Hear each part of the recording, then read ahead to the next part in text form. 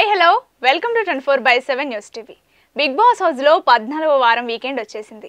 అయితే ఈ వారం ఎలిమినేషన్ ఎవరు, నిఖిల్ వర్సెస్ గౌతమ్, ఈ ఇద్దరిలో విన్నర్ ఎవరు అనే ఇంట్రెస్టింగ్ విషయాలను ఈ రోజు మనతో పాటు డిస్కస్ చేయడానికి బిగ్ బాస్ అనలిస్ట్ పరిటాలమూర్తి గారు మనతో ఉన్నారు. ఆయన అడిగి మరిన్ని ఇంట్రెస్టింగ్ విషయాలను తెలుసుకుందాం. నమస్తే సార్. నమస్తే సార్, బాగున్నారా? బాగున్నాను సార్. ఫస్ట్ చెప్పండి, నిఖిల్ వర్సెస్ గౌతమ్, ఈ ఇద్దరిలో తప్పెవరిది మొన్న ఆడిన టాస్క్ లో, అలాగే గెలిచేది ఎవరు? గెలిచేది ఎవరు అనేది మాట్లాడుకుందాం మనం ఎలిమినేషన్ వీడియోలో. అలాగే ఇప్పుడు ఆడిన టాస్క్లు అయితే యాక్చువల్ టీ షర్ట్స్ గేమ్ అనేది ఆడారు.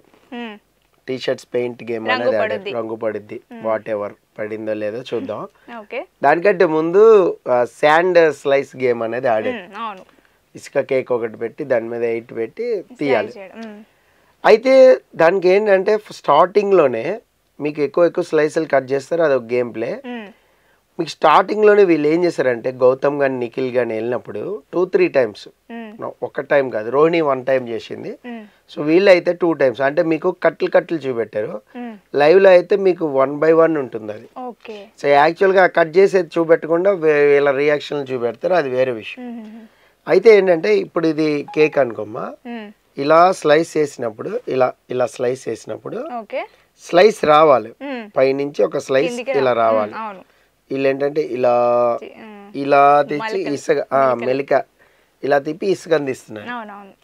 ఒకసారి స్లైస్ సగంలో కట్ అయితే అడుగున ముక్క మిగిలిపోయింది.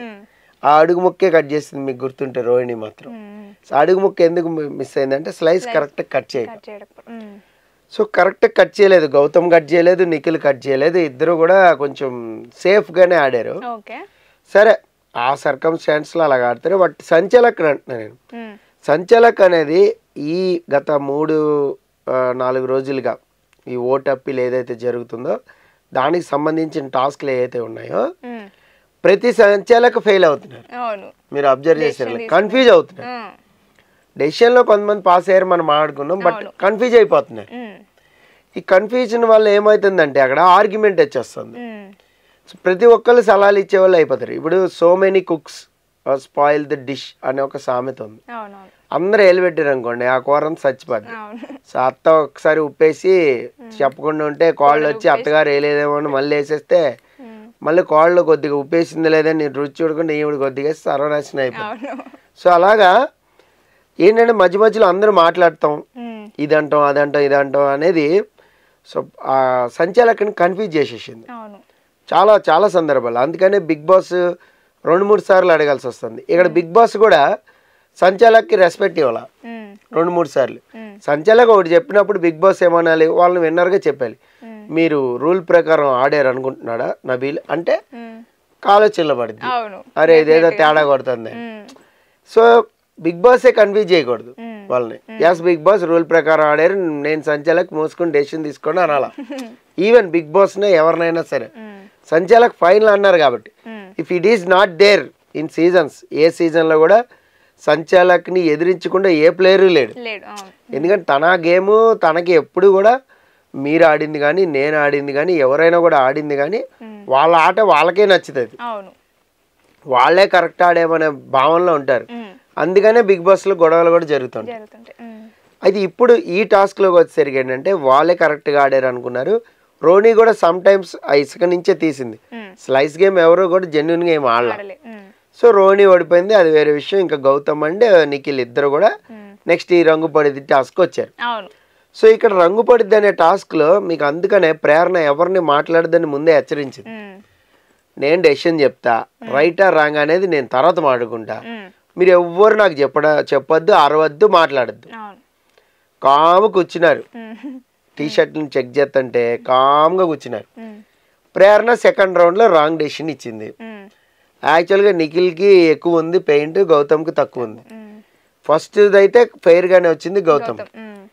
సో దాని గురించి కూడా చెప్తా మళ్ళీ. ఫస్ట్ది ఫెయిర్ అన్నారు కదా అనొద్దు, అది కూడా ఫెయిర్ కాదు చెప్తా. సెకండ్ రౌండ్ నిఖిల్కి అడ్వాంటేజ్ ఇచ్చేసింది, నిఖిల్ గేమ్ అని చెప్పేసింది. కానీ సెకండ్ రౌండే గౌతమ్ గెలిచాడు. సెకండ్ రౌండ్ గౌతమ్ గెలిచాడని చెప్పుంటే అక్కడే అయిపోయి థర్డ్ రౌండ్ ఉండేది కాదు ఇంకా. సరే పోనీ బ్యాలెన్స్ చేద్దాం, బెనిఫిట్ ఆఫ్ డౌట్ లో చెప్పింది అనుకుందాం. ఫస్ట్ ఏమంది, ఫస్ట్ రౌండ్ లో బెనిఫిట్ ఆఫ్ డౌట్ డ్రా చేస్తా అంది. అంటే ఎంత కన్ఫ్యూజింగ్ లో ఉందో చూడండి.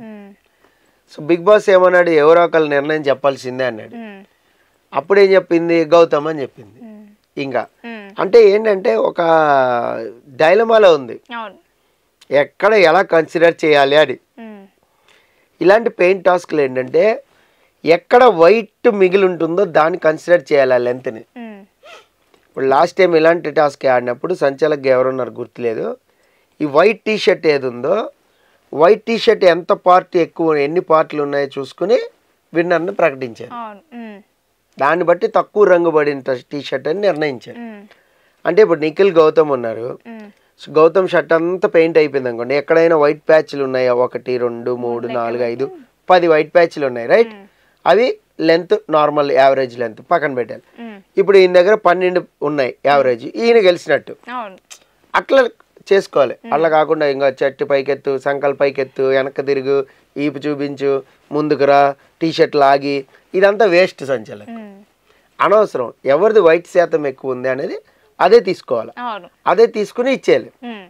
సో అక్కడ డెసిషన్ అయితే ఫస్ట్ది రాంగ్ అని ఎందుకంటే సెకండ్ది అక్కడ నిఖిల్కి చాలా ఎక్కువ పెయింట్ ఉంది, సో అది రాంగ్. సరే ఓకే పక్కన పెడదాం. ఫస్ట్ రౌండ్లో గౌతమ్ వేరే పెయింట్ తను పూసేసుకున్నాడు, పెయింట్ పూసేసుకున్నాడు రెడ్ పెయింట్, అంటే బ్లూ కనపడకుండా. ఇది అసలు పౌల్ కదా, పౌల్ని నువ్వు ఎలా కన్సిడర్ చేసి విన్నర్ చేసేసినావు ఫస్ట్ రౌండ్లో గౌతమ్ పౌల్ ఆడాడు, చెప్పాలి. ఒక వార్నింగ్ ఇచ్చింది, వార్నింగ్ ఇచ్చిన నా ఇష్టం అన్నాడు మధ్యలో, అట్లా చేయొచ్చా? అసలు రింగ్ దాటి పోవద్దు, రింగ్ దాటి పోతానే ఉన్నారు, లాక్కుంటున్నారు, గుంజుకుంటున్నారు, తన్నుకుంటున్నారు. So sometimes personal revenge కూడా తీర్చేసుకుంటున్నారు. సమ్ టైమ్స్ ఏమైంది, నన్ను కొట్టావు, ఇక్కడ దవడ మీద కొట్టావు, గుద్దినావు అన్నాడు నిఖిల్. యాక్చువల్గా అక్కడ ఏమైందంటే ఇది షోల్డర్ అనుకోండి, ఇలా పోయడానికి వెళ్ళాడు, ఇలా పోయడానికి వెళ్ళినప్పుడు ఇక్కడ టక్ మంది తగిలింది, ఇలా తగిలింది, తగలలేదు అన్నట్ల. నేను స్లో మోషన్లో కూడా చూసిన తగిలింది. దాని తర్వాత ఈ ముంజేయి ఉంటుంది కదా, ఈ ముంజేయి కూడా ఇక్కడ తగిలింది దవడ మీద, సరే డొక్కలో తగిలింది. నిఖిల్ అయితే కాలు పట్టుకుని లాగినప్పుడు అక్కడ ఆ మోకాలది ఉంటుంది కదా, అది దాని ఫ్లోర్కి తగిలింది గట్టిగా, సెకండ్ లెగ్ది. సో ఇలాగా ఇద్దరికి డ్యామేజ్ లేని. అక్కడ ప్రేరణ ఏం చెప్తుంది, ఇద్దరు ర్యాష్గానే ఆడుతున్నారు, ఇద్దరు చూసుకుని ఆడని నేను చెప్తున్నా. అంటే ప్రేరణ మాట వినట్లే, అక్కడ నిఖిల్ తరఫున మాట్లాడుతున్నాడేమో అని గౌతమ్ ఆవేశపడిపోతా ఉన్నాడు. అయితే ఇంకొకటి ఏంటంటే గౌతమ్ వర్సెస్ నిఖిల్ మధ్యలో గొడవ. ఆ గొడవకి మెయిన్ రీజన్ ఏంటి, ఈ పెయింటింగ్ దగ్గర ఏదైతే దెబ్బ తగిలింది అన్నారో, ఏదైతే లాగేసినా ఉన్నారో, కొట్టేసినా ఉన్నారో, దీని మీద గొడవ అవుతూ వెళ్ళి కూర్చో అన్నాడు ఫస్ట్ గౌతమ్ అన్నాడు. అంటే ట్రిగ్గర్ చేసినట్టుగా ఇసురుగానే అన్నాడు, నువ్వే కూర్చోబే అన్నాడు. ఆ బే అనేదాన్ని పట్టుకున్నాడు. అట్లా ఎట్లా అంటావు, ఇది డిస్రెస్పెక్ట్ కాదా అని గౌతమ్ ఇక దొరికాడు కదా, ఇక దొరికినప్పుడు వదలొద్దు ఛాన్స్. మొన్న అన్నప్పుడు నువ్వు అంతా రెచ్చిపోయినావు కదా, ఇప్పుడు నువ్వు ఎట్లా అన్నావు? మొన్న అన్నప్పుడు నువ్వు మూసుకుని కూర్చో అన్నందుకు నన్ను అన్నావు, అదే అన్నావు. Housemates dear housemates అనిపోయి వెళ్ళిపోయి హౌస్ మేట్స్ మద్దతు నుంచి తెచ్చుకున్నాడు.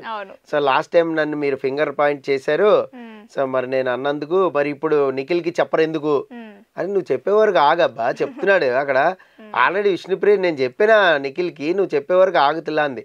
అయినా నిన్ను మూసుకుని కూర్చో అనే దానికి మేము అనలేదు, వాడుకుని వదిలేసావు అనే పాయింట్ మీద మేము మాట్లాడాము. అక్కడ నబిల్ కూడా స్టాండ్ తీసుకున్నాడు నిఖిల్కి. అయితే ఇక్కడ ఇంకొకటి ఏంటంటే నిఖిల్ గౌతమ్కి మనస్ఫూర్తిగా ఏం సారీ చెప్పలే, అసలు ఏదో ఫార్మాలిటీగా చెప్పేసిండు సారీ అని అంతే. సరే నువ్వు ఫీల్ అయ్యి ఉంటే ఐఎమ్ సారీ అని. అంతకు ముందు గౌతమ్ కూడా అదే అన్నాడు, అది నీకు డిస్రెస్పెక్టబుల్ గా అనిపిస్తుంది కాబట్టి ఐఎమ్ సారీ అని. సో అలాగే కొద్దిగా ఎటగారంగా అలాగే అన్నాడు నిఖిల్ కూడా. ఇక్కడ మనస్ఫూర్తిగా అయితే ఏం అపాలజీస్ అయితే ఏం చెప్పలా, నాకు తగిలినందుకు నేను మాట్లాడినా, పోబే అన్నా అంతే, వెళ్ళి కూర్చోబే అన్నా అంతే కదా అనే ఇదిలో ఉన్నాడు. అక్కడ గౌతమ్ ఏంటి, నువ్వు నోరు జారి అన్నావు కదా, అన్నందుకు నాకు అలా ఫ్లోలో వచ్చిందంటే నేను క్షమించేవాడినా అని గౌతమ్ అంట. యాక్చువల్గా ఆ మాట అంటే నిఖిల్ది తప్పు, 100% తప్పు, దాన్ని మనం వెనకేసుకు రావట్లేదు. కానీ అక్కడ మనస్ఫూర్తిగా సారీ కూడా చెప్పలే, అది ఇంకా తప్పు. ఇంకొక పాయింట్ ఏంటంటే గౌతమ్ హౌస్ మేట్స్ని ఇదే పాయింట్లో చెప్పండి, కమాన్ నిఖిల్కి ఇప్పుడు చెప్పండి, మరి నన్ను అన్నారు కదా ఆ రోజు అందరూ కూడా, అంటే ఒక ఇష్యూ చేయాలనుకున్నారు దాన్ని. ఇప్పుడు వాట్ ఎవర్, ఇప్పుడు మీరు స్టార్టింగ్ 14th వీక్ అన్నారు, అంటే మిగిలింది ఒకే వారం. ఇవన్నీ కూడా చక్కగా ఫన్గా మీరేంటి జల్గా ఆడుకోవాల్సిన ఇది జాలీగా ఆడుకోవాల్సిన టాస్క్లు. అంటే హౌస్ మేట్స్గా మీరు ఇంతకాలం ఒకే ఇంట్లో ఉన్నా మీలో ఆ స్నేహపూర్వకమైన భావం లేదు. చూసారా, కమర్షియల్గా మెటీరియలిస్టిక్గా ఉన్నారు. నేను విన్నర్ అవ్వాలి స్వార్థంగా మెటీరియలిస్టిక్గా ఉన్నారు. వాట్ ఎవర్ అది గొడవ అవని ఏదైనా అవని, కొంచెం ద్వేషం ఉండని, నేనే విన్నర్ అవ్వాలని స్వార్థం ఉండని, ఏదైనా కానీ నీలో మెటీరియలిస్టిక్ స్వభావాన్ని చూపెడుతుంది. అది నిఖిల్లో చూపెడుతుంది, గౌతమ్లో చూపెడుతుంది, నబిల్లో కూడా చూపెడుతుంది. సో అందరిలో కూడా ఉంది, లేదని అన్నట్లు. అంటే మీకు ఎక్కడ ఒక బాండింగ్ అనేది ఒక మంచిగా ఒక ఇంట్లో ఉన్నాం, ఫ్యామిలీ కుటుంబ సభ్యుల్లాగా ఉన్నాం అనేది లేదు. పైకే హగ్గింగ్ ఉంది కానీ అది ధృతరాష్ట్రుడి కౌగిలిలాగా ఉంది. దాన్నే ధృతరాష్ట్రుడి కౌగిలి అంటారు. చాలా మంది తెలియదేమో, భారతంలో రీసెర్చ్ చేసుకుని తెలుసుకోండి. అయితే దీన్ని ఏంటంటే మనం ఎలా చూడాలి అంటే విన్నింగ్ డెస్పరేట్గా చూసేసి ఆడియన్స్ ఓట్లు వేసేయడం కాదు. ఎవరు దాన్ని డ్రామా చేసుకోవాలనుకుంటున్నారు, ఎవరు దాన్ని ఇష్యూ చేసుకోవాలనుకుంటున్నారు. టాస్క్ అయింది ఒకటి, నువ్వు పోర్ట్రేట్ చేయాలనుకున్నది ఇంకొకటి ఉండకూడదు. ఇంకొకటి నిఖిల్ విషయంలో కూడా నాకు తగిలింది కాబట్టి నేను నిన్ను బే అనేసినాను అంటే నీ ఒరిజినాలిటీ ఇప్పుడు చూపిస్తున్నావా కావాలని? అంటే నువ్వు ఎదుటోళ్ళు ఎలా ఉంటే నువ్వు అలాగే ఉంటావా? మరి అప్పుడు సోనియా మరి నిన్ను ఇది చేస్తా ఉంది కదా, తిడతా ఉంది, నువ్వెందుకు మరి స్మూత్గా డీల్ చేసుకుంటూ పోయినావు? అప్పుడు కూడా హార్ష్గానే ఉండాలి. దెర్ ఈజ్ యాక్షన్ రియాక్షన్ చూపెడతా అన్నప్పుడు నీకు చాలా యాక్షన్లు వచ్చాయి, మరి రియాక్షన్ చూపెట్టలేదే. యష్మి కూడా వచ్చింది, అదంది ఇదంది, డ్రీమ్ అంది, అదంది ఇదే చాలా మాట్లాడింది కదా, మరి అలాంటప్పుడు నువ్వు రియాక్షన్ ఎందుకు చూపెట్టలా? సో గౌతమ్లో నిఖిల్లో కూడా ఉంది.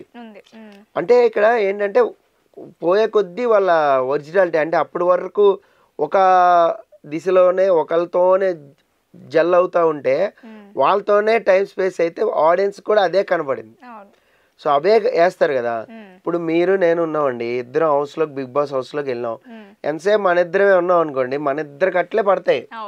ఇప్పుడు నేను వెళ్ళి ఇంకొక విష్ణుప్రియతోనో లేదంటే వేరే వాళ్ళతోనో వేరే వాళ్ళు మాట్లాడుతుంటే అవి పడతాయి. సో మీరు వెళ్ళి గౌతమ్తోనో వేరే వాళ్ళతోనో నిఖిల్తోనో వాళ్ళతో మాట్లాడితే వాళ్ళే పడతాయి. లేదు, మన ఇద్దరే ఎంతసేపు ఆ చెట్టు దగ్గర, ఆ పొట్ట దగ్గర, లేదంటే గోల్డెన్ రూమ్లో, పికాక్ రూమ్లో అన్నిట్లో మనమే కనబడుతున్నాం అనుకోండి, వీళ్ళిద్దరు బెస్ట్ బడ్డీస్ అన్నారు. ఇప్పుడు మీరు వెళ్ళిపోయారు, ఎలిమినేట్ అయిపోయి, ఇప్పుడు నేను ఎదటి వాళ్ళతో జెల్ అయిపోలేకపోతున్నా, గొడవలు అయిపోతున్నాయి, ఆ బాండింగ్ రావట్లా, ఆ ఇంటరాక్షన్ ఉండట్లా. సో అక్కడ గొడవ అవుతుంది. సో ఇప్పుడు జరుగుతుంది కూడా అదే. So Gautam and Nikhil, so మీరు అన్నారు మిస్టేక్ ఎవరిది ఏంటి అనేది, ఇద్దరిది బోత్ మిస్టేక్స్ ఉంది. ఒకటి పర్సనల్గా తీసుకుని ఆడారు, అది తెలిసిపోతుంది అందరికీ, గట్టిగా లాక్కున్నారు, గుంజుకున్నారు, హట్ చేసుకున్నారు, దెబ్బలు కూడా తగిలినాయి. నిఖిల్ మధ్యలో ఒక డైలాగ్ కూడా అన్నాడు, కావాలని కొట్టేవేమో నువ్వు, ఎవడో తెలుసు అన్నాడు. అంటే అలా అనిపించింది అంటే ఏదో జరిగింది కదా అక్కడ. వాళ్ళు పడిపోయినప్పుడు లోపల మనం కెమెరా పెట్టి చూడలేం కదా, గిల్లేయచ్చు, కొరికేయచ్చు, గిచ్చేయచ్చు, ఏదైనా చేసేయచ్చు, గోల్తో గీరేయచ్చు, ఏదైనా చేయొచ్చు. సో అక్కడ పర్సనల్ అనేది ఏంటంటే అనుభవించినోడికే తెలుస్తుంది. సో అందుకనే ఈయన బే అంటాం తప్పు, ఆయన దాన్ని ఇష్యూ చేసుకుని హౌస్ మేట్స్ మద్దతు తెచ్చుకుంటాం కూడా తప్పే. సో ఇద్దరిది తప్పు అనేది ఉంది. గెలిపేవరిది అనేది మనం ఎలిమినేషన్ వీడియోలో మాట్లాడుకుందాం.